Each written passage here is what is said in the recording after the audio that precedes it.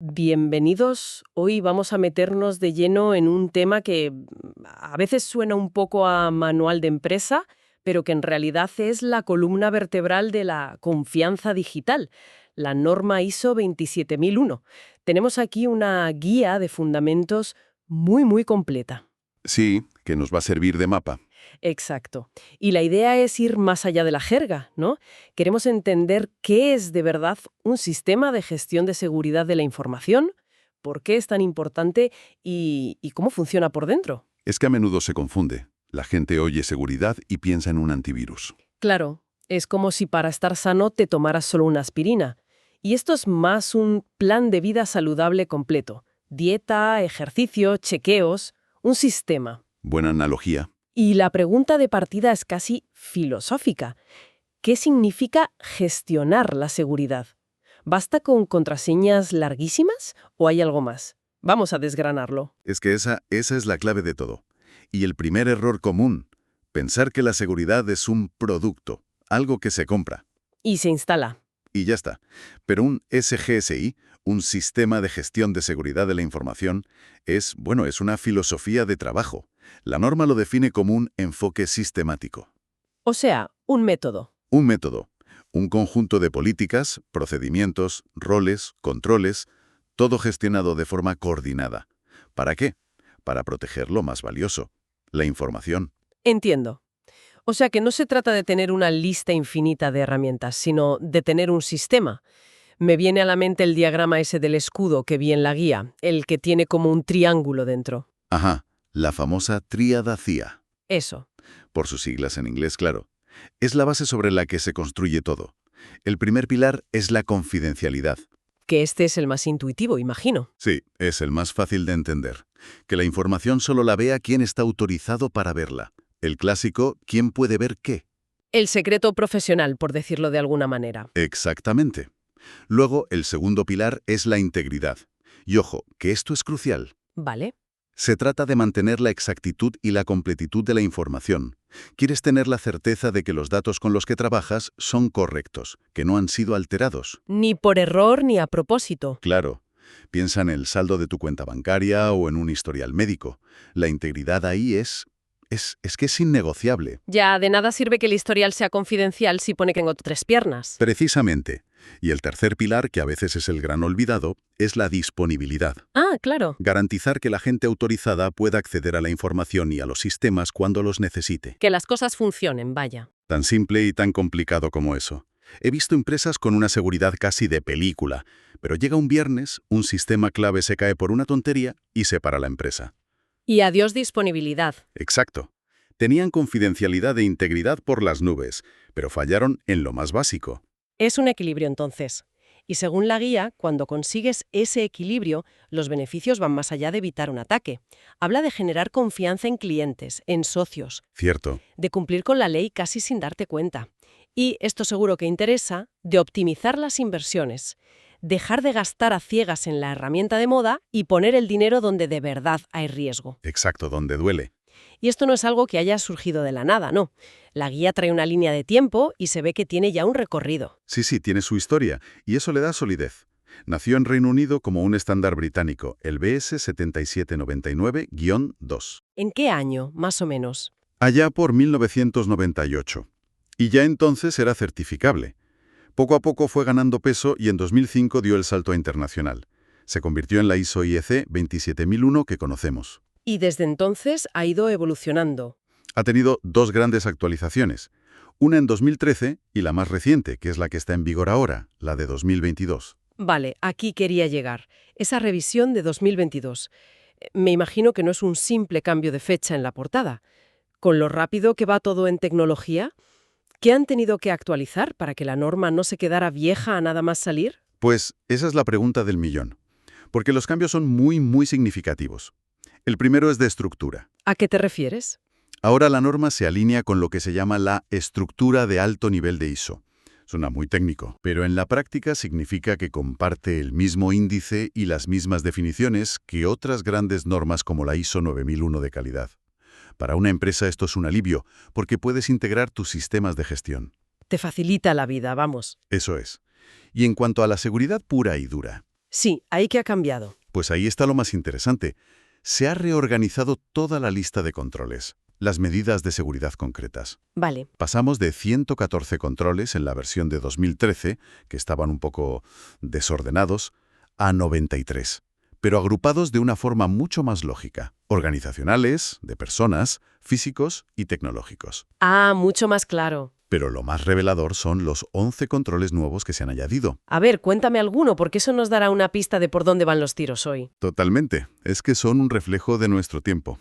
Por ejemplo, se incluye inteligencia de amenazas. ¿Qué quiere decir eso exactamente? Pues que la norma ya no te dice solo construye un muro, te dice tienes que saber quién te puede atacar, cómo y por qué. Tienes que ser proactivo. Entiendo. Otro nuevo, seguridad de la información en la nube. Asume que tus datos ya no están en un servidor en el sótano. Lógico. O prevención de la fuga de datos. La idea, el cambio de mentalidad, es que la seguridad ha dejado de ser un castillo con un foso. La norma te está diciendo, no te limites a construir muros más altos. Conviértete en un espía, entiende tu enemigo, anticípate y protege el dato, esté donde esté. Es un enfoque mucho más dinámico, ¿sí? Ahora, hay un concepto que se repite mucho en la guía, ese círculo con flechas, el ciclo Deming o PHVA. Eso sugiere que no es una lista de tareas que haces una vez y te olvidas. Es que ese es el motor de todo el sistema. Si la tríada SIA es la base, el ciclo PHVA es el corazón que lo hace latir. Planificar, hacer, verificar y actuar. Exacto. Es el modelo clásico de mejora continua. Y lo brillante de la norma es cómo sus cláusulas principales, de la 4 a la 10, encajan perfectamente en este ciclo. A ver, vamos a desmenuzar eso un poco. ¿Cómo encajan? Pues mira, la fase de planificar es la más larga, va de la cláusula 4 a la 7. Aquí pones los cimientos. Vale. Primero, entiendes el contexto de tu organización. ¿Quién eres? ¿Qué haces? Luego, el liderazgo, que la dirección esté comprometida de verdad, no solo de boquilla. Fundamental. Después, la planificación pura, que es donde haces el análisis de riesgos. Y finalmente, aseguras el soporte. Recursos, gente formada, buena comunicación. De acuerdo. Es toda la preparación, como los planos de un arquitecto antes de poner un ladrillo. Justo. Luego viene el hacer, que es la cláusula 8. Operación. Manos a la obra. Exacto. Aquí se ejecuta todo lo que has planeado. Se implementan los controles, se forma a la gente. Es el día a día. Y después de hacer, toca ver si ha servido de algo, supongo. Ahí entramos en el verificar, la cláusula 9. Evaluación del desempeño. Es el momento de medir. ¿Funcionan los controles? ¿Hemos tenido incidentes? Aquí entran las auditorías internas, la monitorización, la revisión por la dirección. ¿Y si los resultados no son los que esperabas? Entonces pasamos a la fase final, actuar. Es la cláusula 10, mejora. Si detectas algo que no funciona como debería, una no conformidad, aquí es donde tomas acciones para corregirlo. Y lo más importante, para que no vuelva a pasar. Y el ciclo vuelve a empezar. Y vuelve a empezar. Pero esta vez eres un poco más listo, un poco más fuerte. El sistema aprende y evoluciona. Me recuerda al plan de un atleta de élite. Planifica la temporada, entrena, verifica su rendimiento en las competiciones y, según los resultados, actúa para ajustar el plan y ser mejor. Es algo vivo, no un documento en una estantería. No podría haberlo explicado mejor. Pues profundicemos en la planificación, porque has dicho una palabra que parece ser la clave de todo: riesgo. ¿Todo el sistema da la sensación de que gira en torno a la gestión de riesgos? Es que es así. La gestión de riesgos es la pieza central. ISO 27001 es, en esencia, un sistema de gestión de riesgos para la información. La norma define el riesgo como el efecto de la incertidumbre sobre los objetivos. Y la guía muestra esa fórmula casi de libro. Nivel de riesgo igual probabilidad por consecuencia. Eso es. ¿Qué tan probable es que algo malo pase? ¿Y qué tan gordo sería el problema si pasara? Entiendo el concepto, que suena increíblemente subjetivo. Al final, probabilidad e impacto son estimaciones, ¿no? ¿Cómo se evita que una empresa simplemente minimice los riesgos sobre el papel para ahorrarse controles caros? Es una objeción muy buena, y ahí es donde se ve una buena implementación. Sí, hay un componente de subjetividad, pero la norma te obliga a definir una metodología clara y consistente. Ah, vale. Tienes que crear tus propias escalas y justificarlas. El proceso es riguroso. Primero, identificas tus activos, luego las amenazas y después las vulnerabilidades, tus puntos débiles. El riesgo es la combinación de las tres. Y un buen auditor lo vería si no es coherente. Enseguida. Se daría cuenta si una empresa está, como se dice, cocinando los libros del riesgo para ahorrarse trabajo. La coherencia es la clave. De acuerdo, tiene sentido. Y una vez tienes esa lista de riesgos, ¿qué haces? ¿Hay que eliminarlos todos? Imposible. Y no sería rentable. La gestión de riesgos no va de eliminar el riesgo, va de gestionarlo a un nivel que sea aceptable. Vale. En la guía muestra las 4 estrategias clásicas. La más común es mitigar, es decir, aplicar controles para reducir la probabilidad o el impacto. El ejemplo típico, el riesgo es que roben una contraseña. El control para mitigarlo es la autenticación multifactor. ¿Entendido? Esa es la opción obvia. ¿Y las otras? Otra es transferir el riesgo. El ejemplo clásico es un seguro. ¿Un ciberseguro? Exacto. No evita que te ataquen, pero transfiere el impacto financiero a la aseguradora. También puedes asumir el riesgo. A veces, el coste de un control es tan alto que no compensa. En ese caso, la dirección, de forma consciente, puede decidir vivir con ello. Entiendo. Y la última, la más drástica, es eliminar, que es básicamente dejar de hacer la actividad que genera el riesgo. Si tienes una aplicación web viejísima que es un coladero, a lo mejor la mejor opción es apagarla para siempre. Ya. En la guía mencionan un documento con un nombre muy solemne, la Declaración de Aplicabilidad. Le dan mucha importancia. Es que la tiene. Es uno de los documentos más potentes de la norma. La Declaración de Aplicabilidad, o SOA, es el documento que conecta tu análisis de riesgos con la realidad. ¿Cómo? Es básicamente una lista de los 93 controles que propone la norma. Y para cada uno, la empresa tiene que hacer 2 cosas. Decidir si lo aplica o no y justificar por qué. Ah. O sea que no es obligatorio implementar los 93 controles.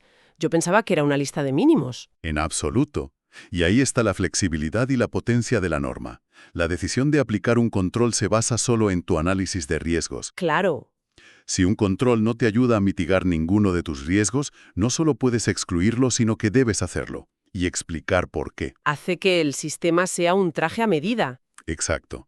No es una solución de talla única. La SOAP es en esencia el plan de seguridad personalizado y justificado de la empresa. Muy bien, creo que el cuadro general está mucho más claro. Si tuviéramos que destilar las ideas principales de este análisis, la primera sería que la ISO 2001 es un marco de gestión, un cómo hacer las cosas, no solo una lista de la compra. Totalmente de acuerdo. Es el sistema operativo de la seguridad, no las aplicaciones.